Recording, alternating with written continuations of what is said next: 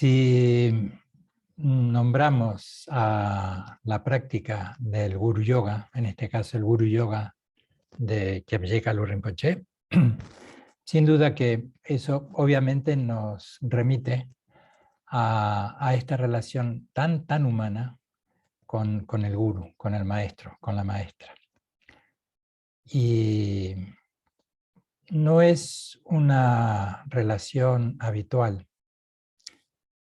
Incluso a nosotros como occidentales se nos dificulta, porque gran parte de los practicantes vivimos en ciudades, no vivimos en monasterios, y los gurús, los maestros, nos visitan en sus giras de enseñanza, visitan Dakshankayu, han visitado Madrid, visitan otros tantísimos centros en toda Europa y en todo el mundo, pero no solemos tener esa relación habitual, aunque suele estar distanciada en el tiempo, que nos da la posibilidad de estar en monasterios o estar cerca de sus lugares de residencia.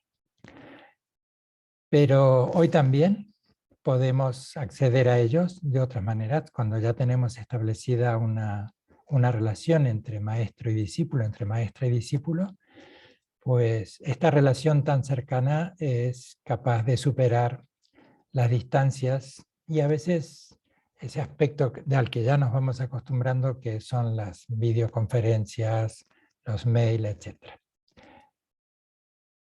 Que es una relación muy humana, muy cercana, genuina, abierta, de corazón, honesta, muy honesta. No es que el resto de nuestras relaciones no lo sean, pero aquí el intercambio es otro, es el intercambio de corazón a corazón. Es una comunicación de corazón abierto en el que no suele haber las expectativas justas, por cierto, en nuestras relaciones habituales. Pero la relación con esto que llamamos guru no se limita, según las enseñanzas, y en este caso enseñanzas recibidas por de Dzogchen Polo Rinpoche, no se limita exclusivamente a la relación directa, física. Hay otras 3, 4, 5 maneras más de acercarnos a este concepto mayor de lo que es el guru, de lo que es el guía, la guía. Y hoy vamos a explorar al menos 3 de estos aspectos.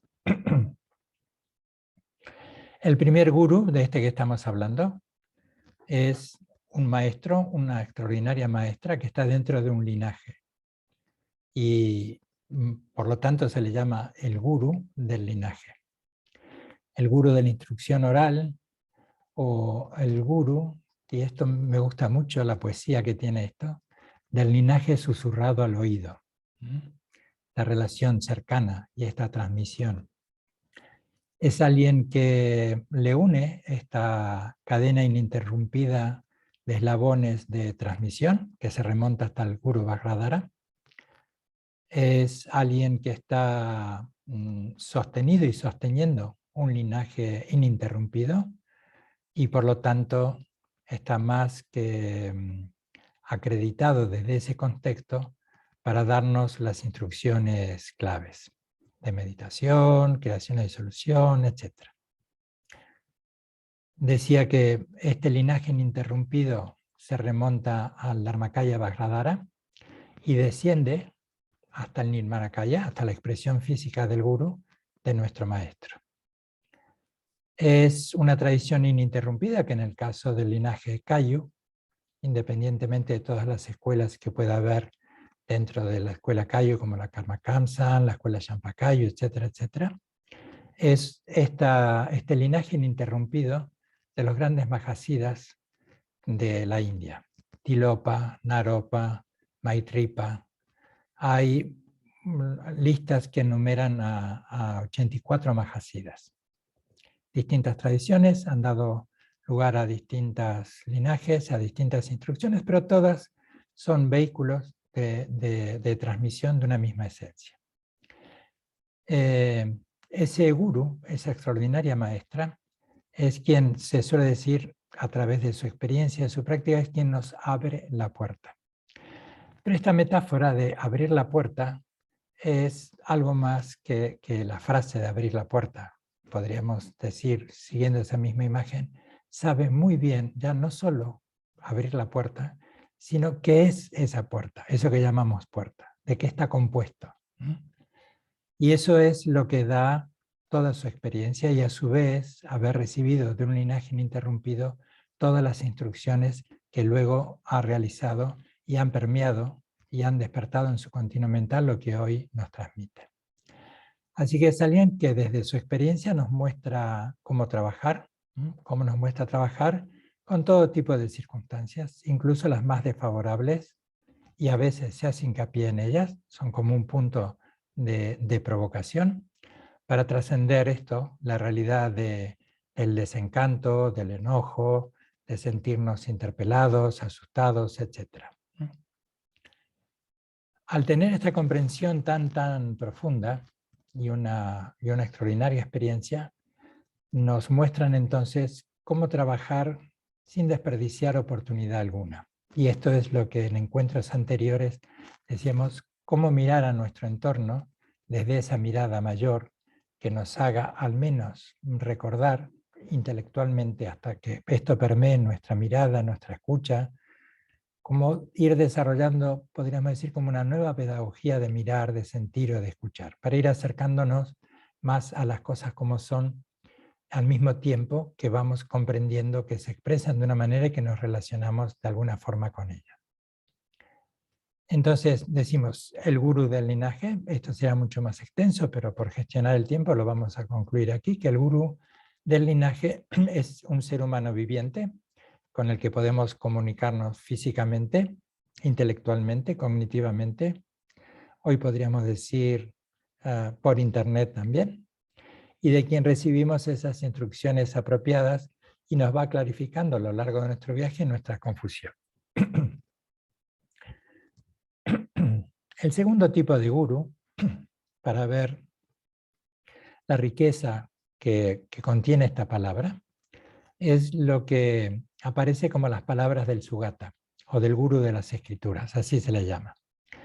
El gurú de las palabras iluminadas, que se relaciona con las enseñanzas iluminadas del Buda. Es también ese gurú de las instrucciones, el gurú de la palabra de los Sugatas, de donde obtenemos las instrucciones, las guías, la sabiduría, la compasión. Nuestro texto, por ejemplo, que vamos a hacer a continuación, podríamos concebirlo también, relacionarnos con algo más que tinta sobre papel, que tiene esta cualidad de gurú, nos está mostrando el método para realizar la naturaleza de nuestra mente. Y tiene allí todas las instrucciones, en estas etapas de cómo visualizar, en este caso las 3 letras, con los 3 colores, sus 3 formas, que van y llegan desde la frente, la garganta y el pecho, etc. Y son instrucciones que nos han dado nuestros maestros, bien sea que están impresas en un papel, porque ellos son también los transmisores y los custodios de transmitir incluso lo escrito, a través luego del lung. Cuando uno recibe la iniciación, recibe el lung, el wan, la iniciación, el empoderamiento, el lung, que es la lectura por parte de estos maestros cualificados o maestras cualificadas, que es lo que nos autoriza a nosotros a relacionarnos también con esta mirada mayor, con aquel texto que tenemos, que es algo más, insisto, que tinta sobre papel. Otro tipo de gurú, un tercer tipo de gurú, es el que suele manifestarse como, se suele decir, como apariencias simbólicas. El gurú de las apariencias o el gurú simbólico. Los practicantes del Vajrayana, los practicantes del Dzogchen, los practicantes del Mahamudra, se les insta, se les invita y pueden realizarlo a partir de ese gran esfuerzo que es una práctica mantenida en el tiempo, no solo haber recibido las enseñanzas, sino una enorme práctica. Y ya dará lo mismo estar en un centro urbano, en un centro, me refiero no solo en un centro budista de ciudad, sino en una ciudad, nuestras vidas como urbanitas, estar en un monasterio o estar en medio del campo o en la cima de la montaña. Se refiere a una mirada hacia todas las apariencias, una mirada distinta, una mirada más profunda. Aquello que hemos ido explorando con los 5 skandhas, ese recorrido en el que es un primer acercamiento que empieza a hablar de la forma, la percepción, la sensación, la formación del pensamiento, la acción, aquello que se explora de una manera más detallada con los 12 vínculos interdependientes, que tienen lectura desde la imagen concéntrica hacia la periferia o desde la periferia hacia el centro. Aquella imagen que es bastante posible que muchos conozcáis, de la rueda del Dharma, la rueda de la vida, que está sostenida por alguien que tiene un aspecto que es algo intimidante, el señor Yama, y hay 12 secuencias, 12 imágenes que van representando cómo es ese camino que está allí explicado de manera secuencial, que uno lo vive casi de forma instantánea, desde que llega la primera percepción hasta cómo terminamos relacionándonos en esa mirada dualista del objeto y del observador. Luego, en esa lectura, si hacemos desde la periferia hacia el centro, está la descripción de los estados de sufrimiento a los que se accede dependiendo que prime una mirada, una emoción u otra. Y fundamentalmente en el centro se encuentra el origen de ello, lo que llamamos ignorancia, que se despliega en la figura de 3 animales, como el cerdo, la ignorancia, el gallo, el orgullo, y la víbora o la serpiente, la envidia y los celos. Quiero decir que vuelvo otra vez a este punto del gurú de las apariencias, que es esta invitación que en nuestras vidas, y esto podemos aprovecharlo en nuestras vidas urbanas, cómo empezar a relacionarnos con el espacio y la forma, cómo podríamos en nuestro andar cotidiano esforzarnos, en cuanto a las circunstancias las permita, en prestar más atención al espacio que a la forma. Porque es también una manera de relacionarnos, esa apertura espaciosa en la que hay edificios, coches, tránsitos, árboles, parques, etc. Es lo que le da cobijo a todo lo que experimentamos, pero bien sea por la atracción habitual como también por lo funcional, toda nuestra atención está puesta en los objetos, animados e inanimados. Personas, animales, edificios y en cómo interrelacionamos. La invitación es: lleva tu atención al espacio, porque es como un símil de la apertura y la espaciosidad de nuestra mente, el gurú último, y la forma en que nos podemos relacionar a partir de esa mirada que nos posibilita el gurú simbólico para observar que no hay algo que podamos llamar un observador con una identidad en sí misma, permanente, estable, que no se ve influenciada ni en su origen y que además tampoco está limitada por esto que en la vida cotidiana llamamos transición o fin. ¿Cómo podemos ir relacionándonos con el gurú simbólico para ir depositando en esto que llamaba como esa nueva pedagogía de mirar, que los objetos son una conjunción circunstancial que se dan para esto que llamamos mesa, taza, ordenador o cámara, pero que no tienen una entidad en sí misma? Es lo que se ha ido desde la aproximación del Sutrayana con la no existencia en sí misma del yo, el acercamiento y la experiencia del Mahayana, la no existencia en sí misma de los objetos, y esta mirada que podemos desarrollar con el Guru Yoga y otras enseñanzas de Dzogchen, Mahamudra, etc., cómo podemos relacionarnos con el Guru simbólico para relacionarnos de una manera mucho más abierta, fresca. Es recordar también que esa mirada abierta, espaciosa, está indiferenciada de la compasión. Con lo cual, a esa apertura y esa espaciosidad con la que estamos incorporando al gurú simbólico, nos vuelve a remitir aquello que no hay nada mayor que el amor y que la compasión. Y eso es lo que desprende el gurú simbólico, que el amor, la compasión, la ecuanimidad son mayores que cualquier conflicto y que cualquier atracción o repulsión en nuestra vida cotidiana.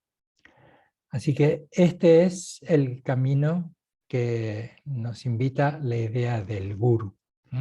¿Cómo podemos, vamos a utilizar esta otra imagen como si fuese un paraguas, la palabra gurú, que tiene estas distintas acepciones y todas remiten a uno, al gurú primordial, al gurú último, al gurú secreto, que es ese que no es otra cosa más, me corrijo, que no es otra cosa más que la naturaleza última de nuestra mente. Y eso es lo que vamos enseñando y lo que vamos a hacer a continuación con la práctica. Dejo la explicación aquí. Vamos a meditar unos minutos y luego vamos a hacer la práctica. Os invito a que en estos 10 minutos que restan antes de comenzar la práctica formal, llevéis la atención a vuestra respiración, a vuestro cuerpo, que tratéis de unificar el entorno, el espacio, esto del guru simbólico, que hagamos de nuestra experiencia una única cosa. Y esa única cosa es esa apertura luminosa, abierta, espaciosa, que se da cuenta de ese percibir y darse cuenta, pero que no se ve agitada por las olas del miedo y la esperanza. Nuestra atención descansa entonces en esa unidad que podría resumirse simplemente en estoy aquí.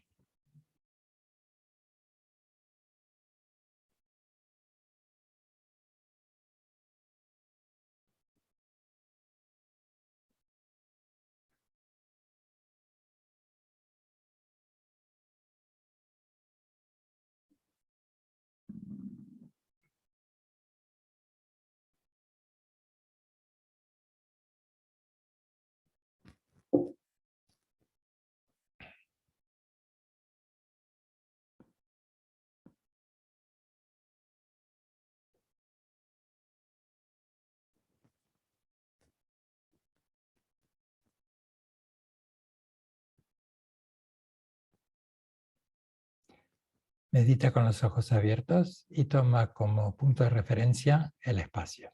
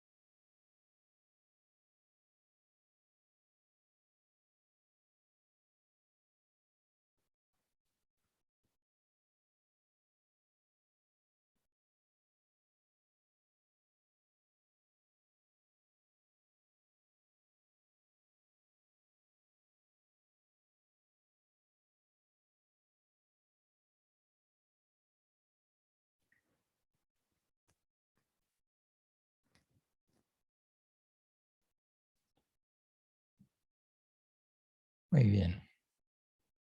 Vamos a ponerle fin. La vamos a dejar aquí.